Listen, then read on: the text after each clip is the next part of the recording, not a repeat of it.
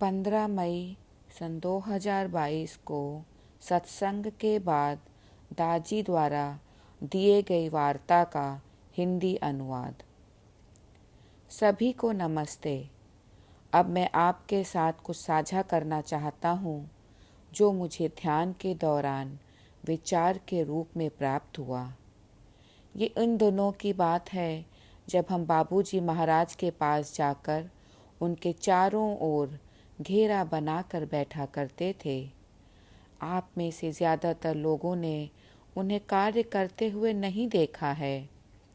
वो अक्सर शांत रहा करते थे, इधर उधर नज़र डालते और कार्य करते रहते। कभी कभी वे बड़ी गहरी बात कर दिया करते और फिर वापस शांत हो जाया करते थे।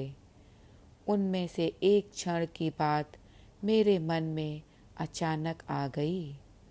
उस क्षण में उन्होंने जो हमसे कहा वो मैं आपके साथ शेयर कर रहा हूँ। उन्होंने कहा, united we rise, divided we fall. हम एकजुट रहकर आगे बढ़ते हैं और बंट जाने पर नीचे गिरते हैं। मैं चाहता हूँ आप सभी इस पर मनन करें। इस बात का ध्यान रखते हुए कि सहज मार्ग को भविष्य में किस प्रकार जाना जाएगा, स्वामी विवेकानंद की पुस्तक पढ़ते हुए मैं उनके कथन के बारे में सोचने लगा। और उनका कथन था, हिंदूवाद, हिंदुइज्म भक्ति के सिद्धांतों के लिए जाना जाएगा, या यूँ कहें कि भक्ति के मूलभूत सिद्धांतों के लिए जाना जाता है।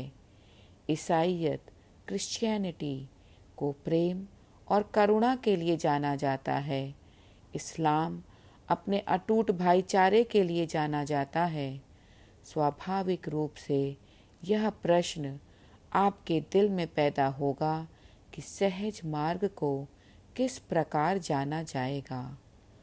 2-3 दिन तक मन की उधेड़ धुन के बाद बाबूजी की तरफ से हमारे माध्यम द्वारा यह संदेश आया कि सहज मार्ग अपनी एकता के लिए जाना जाएगा। हमारी यह पीढ़ी इस एकता की आधारशिला रख सकती है और इस आधारशिला से सहज मार्ग का एक विशालकाय स्मारक बनकर तैयार होगा, जिसका आधार यह एकता ही होगी। एकता हार्टफुलनेस के सदस्यों के बीच और एकता अपने आप में जो एक हार्मनी, सामंजस्य पैदा करती है। तो अगर आप जानना चाहते हैं कि क्या आप प्रगति कर रहे हैं, तो आप अप्रत्यक्ष रूप से यह देखने की कोशिश कीजिए कि क्या आप इस एकता का भाव महसूस कर रहे हैं। क्या आप स्वयं के भीतर और अन्य भाई बहनों के साथ एकता और सामंजस्य को महसूस कर पा रहे हैं। अगर यह मौजूद नहीं है तो निश्चित रूप से आप अटके हुए हैं। यहाँ तक कि अगर आप इस बात को जान पाते हैं कि आप अटक गए हैं, तो भी यह एक बहुत बड़ा आशीर्वाद है। जब कोई रोग होता है, ज़्यादातर डॉक्टर इस बात को जानते हैं कि एक बार जब रोग का पता लग जाए तो इसका समाधान बहुत दूर नहीं है। इसी प्रकार जब अस्तित्व की समस्या का पता चल जाए तो उनका समाधान मिलने में भी देर नहीं लगती। पता लगाइए कि आपके भीतर और सदस्यों के बीच इस एकता और सामंजस्य में कौन सी चीज़ आड़े आ रही है, खास तौर से जो लोग कार्य कर रहे हैं। ये सोचना कि वे कार्य कर रहे हैं और मालिक की सेवा कर रहे हैं एक बात है, और वास्तव में गुमनामी में रहते कार्य करना अलग बात। मालिक का ध्यान खींचना और पीठ पीछे गुटबंदी करना, नहीं नहीं, ये बात फला को मत बताना, इसे अपने तक ही रखना। क्या आप इसे सामंजस्य कहेंगे? क्या आप सामंजस्य में योगदान कर रहे हैं या अपने स्वयं के भीतर एक रोग बन चुके हैं? मैं ये सारी बातें बड़ी तकलीफ के साथ कह रहा हूँ, क्योंकि मैं देख रहा हूँ कि ये गुटबंदी एक बार फिर कुछ लोगों में अपना फन उठा रही है, जो अपने आप को विशिष्ट समझते हैं। यह बात मैं कई बार कह चुका हूँ कि ऐसे सदस्य जो चुपचाप पीछे रहते हुए गुमनामी में अपना कार्य करता है, वह मालिक को सबसे ज़्यादा प्रिय होता है। अगर आप अपने कार्य की रिकग्निशन, सराहना चाहते हैं, लिविंग मास्टर आपको ढेरों सराहना दे सकता है। जितनी सराहना आप चाहते हैं वो आपको देगा, लेकिन आप अपनी कब्र खुद खोद रहे हैं। लिविंग मास्टर की भूमिका होगी कि वह आपकी कब्र खोद दे ताकि आप दोबारा ऊपर ना आ सकें। लोग कहते हैं कि लिविंग मास्टर का काम आपको आगे बढ़ाने में मदद करना है, लेकिन उसका एक काम ये भी है कि वह ऐसे लोगों को नष्ट कर दे हमेशा के लिए। अगर बाबूजी महाराज की आत्मकथा पढ़ें तो हम में से बहुत से लोगों को लगेगा कि हम उन लोगों में से नहीं होंगे जिन्हें 10,000 साल के लिए उत्तरी ध्रुव जाने का दंड दिया जाएगा, या हम लोगों से संपर्क नहीं टूटेगा, तो यह हमारा अहंकार बोल रहा है। ये सब चेतावनियाँ हैं। मेरे लिए यह आत्मकथा और कुछ नहीं बल्कि चेतावनियाँ हैं। इसे इस परिप्रेक्ष्य में पढ़िए, आप सिहर उठेंगे। पुरस्कार बहुत हैं। प्रेम का पुरस्कार, मालिक के प्रति प्रेम पूरे दिल से, बिना पीछे हटे। लेकिन राजनीति करना, अपने छोटे छोटे गुट बनाना, बिना किसी शक के आप अपनी कब्र खोद रहे हैं। कोई भगवान, कोई मालिक आपको बचा नहीं सकता। उल्टे भगवान आपकी मदद करेंगे, मालिक भी आपकी मदद करेंगे, आपकी तारीफ करके कि ओ सिस्टर, ओ ब्रदर, आप गजब हैं, आपने कमाल कर दिया। हो सकता है कि मालिक आपको पत्र लिखेंगे कि आप शानदार काम कर रहे हैं। जैसा कि चारी जी महाराज कहा करते थे कि लिविंग मास्टर की ऐसी प्रशंसाओं से सावधान रहें। जब मैं अपने उन भाई बहनों में सामंजस्य का अभाव देखता हूँ जो काफ़ी प्रतिबद्ध हैं और जिन्होंने मिशन के लिए बहुत सारा कार्य किया है, लेकिन एक पल के भीतर ही वे आँखों की किरकिरी बन जाते हैं। ये तकलीफ़ देता है कि जब ऐसे अभ्यासियों पर इतना सारा कार्य किया गया और उसका परिणाम ये होता है, तो ये बात किसे अच्छी लगेगी। आप बच्चों को प्यार से पालते हैं, बहुत सारा प्रयास करते हैं उनकी परवरिश पर, उनकी बेहतरी के लिए पैसा कमाते हैं, और जब बच्चे बड़े होते हैं, शादी होती है, वे अपने माता पिता को छोड़ देते हैं। क्या इसी दिन के लिए बच्चों को पाल पोस कर बड़ा किया गया था? सहज मार्ग में भी यही बात लागू होती है। यह भी एक परिवार है, एक समुदाय है। लोग संन्यास के बारे में बात करते हैं।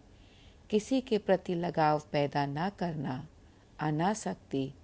हिंदू धर्म में इसकी काफ़ी बात होती है। सहज मार्ग के अनुसार ये सारी बातें बकवास है। आसक्ति रहित आसक्ति, और इस प्रकार का प्रेम विकसित करना है कि हम वास्तव में भाई बहन बन सकें, केवल राम के नहीं, अरे भाई ये, अरे बहन वो। पहले इस भाव को दिल में महसूस कीजिए, फिर बोलिए। मालिक अपनी नींद खो देते हैं, अपना स्वास्थ्य खो देते हैं, अपने मन की शांति खो देते हैं, सिर्फ और सिर्फ इसी वजह से, सामंजस्य का अभाव। अगर मालिक प्रसन्न नहीं है तो आपके वैयक्तिक विकास का क्या होगा? कृपया इस बात पर विचार कीजिए। हम यहाँ सहज मार्ग में आध्यात्मिकता के साथ साथ आगे बढ़ने के लिए हैं। इतने साल से मिशन में रहने के बाद अच्छा काम करते हुए कुछ बातें हमारे सिस्टम में चली जाती हैं कि मैंने ये क्या किया, मैंने वो क्या किया, ये काम मेरे बिना हो ही नहीं सकता था। हम अहंकारी बनने लगते हैं। थोड़ा नीचे आ जाइए। जब लोग कहते हैं कि मालिक आप जो कहेंगे हम वो करेंगे, हम आपके लिए अपना सिर कटाकर आपकी चरणों में भेंट करने के लिए तैयार हैं। मालिक ऐसा कोई बलिदान नहीं चाहते हैं। बाबूजी ने भी एक बार 30 अप्रैल 1982 को सूरत में दिए गए अपने संदेश में कहा था, शीश दिए हरि मिले तो भी सस्ती जान। यह कबीर साहब का कथन था।